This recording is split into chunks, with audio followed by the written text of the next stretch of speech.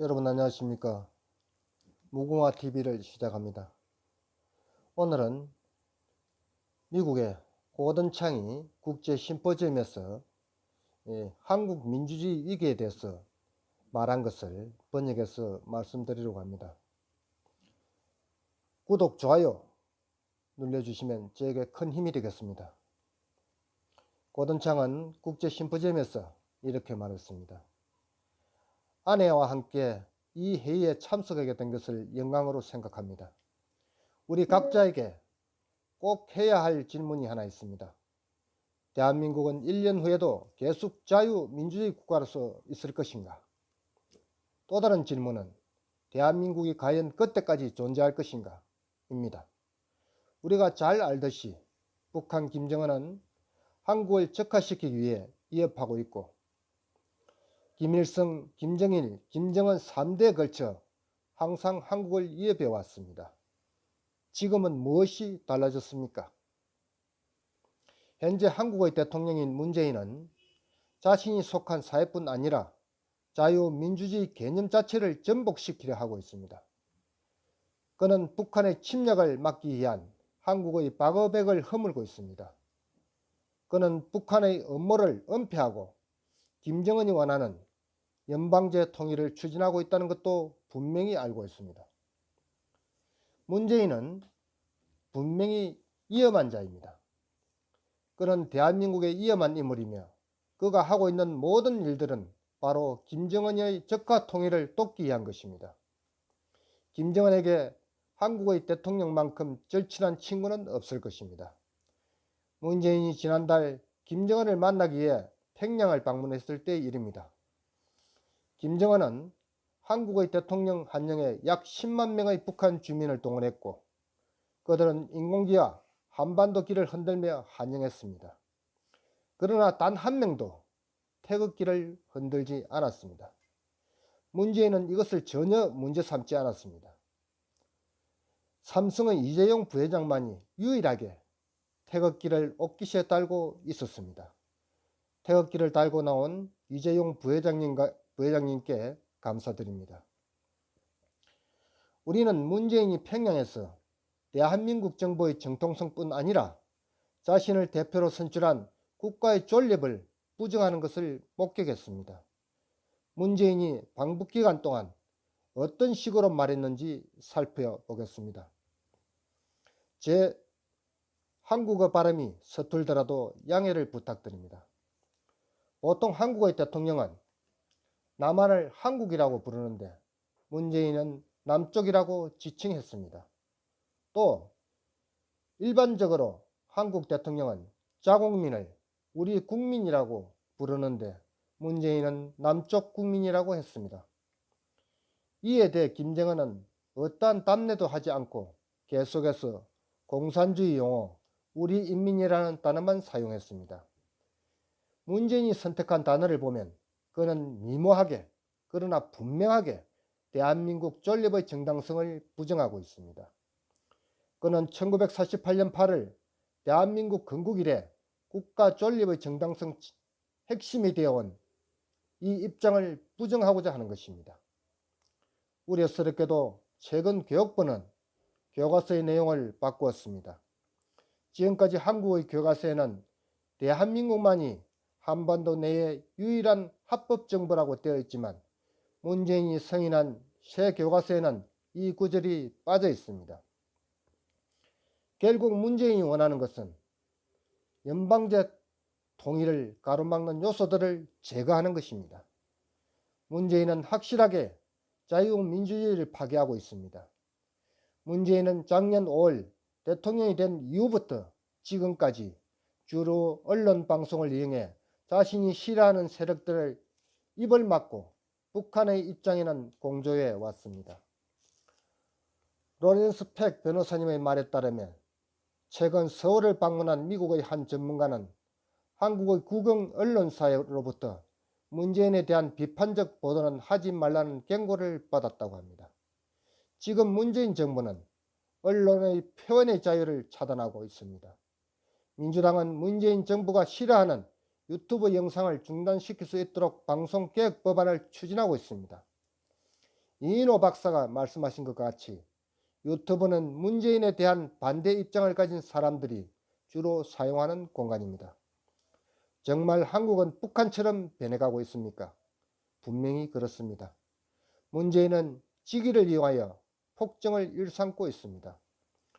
로렌스 팩 변호사가 말한 것처럼 보수 우파들은 기소를 당하고 박해, 압박, 감시를 당하고 있습니다. 또한 보복 위협을 당하고 있습니다. 그들만이 타겟이 아닙니다. 우리는 지금 친북 좌파 세력들이 시작한 공포 정치를 목격하고 있습니다. 공포 정치 속에서 친북 좌파들에게는 언론의 자유가 보장되지만 보수 우파 세력은 자유를 박탈당하고 있습니다. 극단적 친북 좌파들은 지금 대한민국에서 가장 자유롭게 살고 있는 탈북자들을 반대하는 집회를 열고 있습니다. 극단적 친북 좌파들은 서울 곳곳에 2명의 탈북자를 찾는 포스터를 붙이고 있습니다. 북한은 그들을 암살하라는 지시를 내렸고 이 포스터들로 인해 그들의 생명이 위협을 당하고 있습니다. 많은 한국인들이 자유민주주의가 무너지기 일보 직전의 상황이라고 말하고 있고 이런 불안감이 한국 사회 전체에 퍼져가고 있습니다.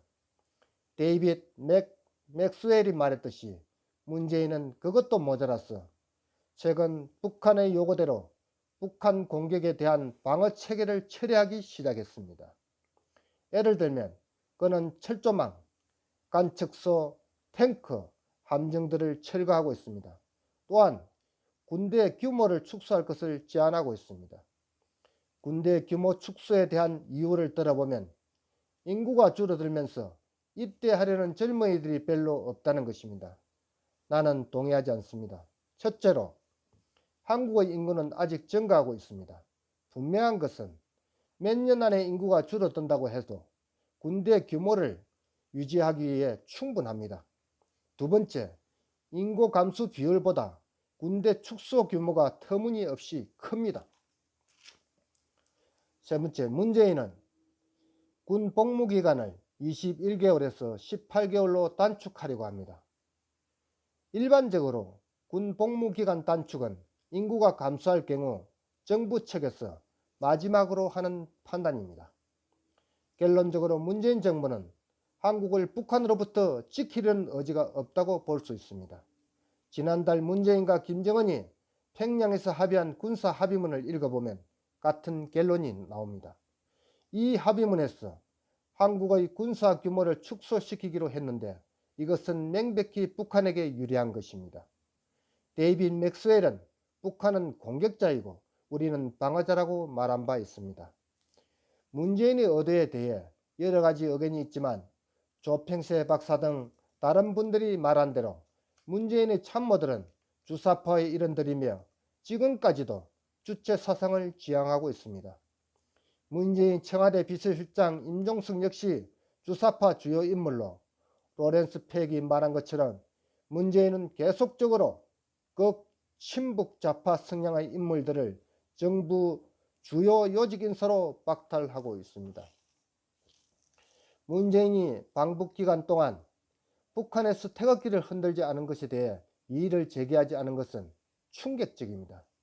이것은 외교적 결례이며 어떤 국가 지도자라도 이 상황에서는 자국의 국기를 흔들도록 했을 것입니다. 데이빗 맥스웰이 말했듯이 북한은 계속해서 한국을 전복시키고 강탈하려고 합니다. 김정은은 대한민국의 대통령을 자신의 대변인으로 고용한 것처럼 보입니다. 우리 모두는 한국이 북한 군사 정권의 위협에 대해 방어 능력을 상실하고 있다는 점을 우려해야 합니다. 무엇보다 정말 위험한 상황입니다. 미국이 이 모든 상황에 대해 질리고 화가 나서 결국 한국에서 손을 떼버리게 될 수도 있습니다. 현재 미국 대통령은 2016년 3월 대통령 선거에 출마했을 당시 미국이 한국뿐 아니라 일본에서도 손을 떼야 한다고 제안했습니다. 요즘 미국이 격분하고 있는데 이것은 정당하고도 당연한 반응입니다. 작년 10월 말 한국 외교부는 중국 외교부와 함께 산불 정책을 발표했습니다. 이 정책의 내용은 첫째로, 한국은 미국의 사드를 추가 배치하지 않겠고, 둘째, 한국은 미국의 어떠한 미사일 방어 체제도 참여하지 않을 것이며, 셋째, 한미일 군사동맹에 가입하지 않겠다는 것입니다. 이 상황에 대해 한국은 미국과 아무런 사전 의논을 하지 않았고, 이것은 동맹국으로서 상호 방위 조약에 어긋나는 행동입니다. 산불 정책을 발표함으로써 한국은 본질적으로 두 가지를 말하고 있습니다. 첫째는 한국에게 중국은 미국보다 더 중요한 나라라는 것입니다. 두 번째는 미국이 한국을 방어할 의무가 있음에도 불구하고 한국은 중국의 심기를 건드리는 특정 무기를 사용하지 않겠다는 것입니다. 언제부터 중국이 한반도 방어에 대한 법적 권한을 얻었습니까? 언제부터 중국이 한국에 대해 어떤 무기는 사용하고 어떤 무기는 사용하지 말라고 간섭할 수 있게 되었습니까? 결국 중국이 야기시킨 위협인데도 말입니다. 지난달에 있었던 남북 군사합의 또한 미국과 아무런 의논 없이 이루어진 것입니다. 그러므로 요즘 미국이 격분하는 것은 놀랄 일이 아닙니다. 이번 주 있었던 일에 대해 얘기해 보겠습니다. 이 일이 미국 측의 애교적 결례인 것처럼 보일 수도 있습니다. 며칠 전 한국의 외교부 장관 강경화는 마이크 폼페오와 그녀에게 전혀 무리하게 행동하지 않았다고 했지만 제가 보기에는 사실인 것 같습니다. 왜냐하면 보도에 의하면 폼페오가 강경화 통화 중 너무 화가 나서 전화를 끊고 화를 식힌 후 다시 전화를 걸었다고 합니다.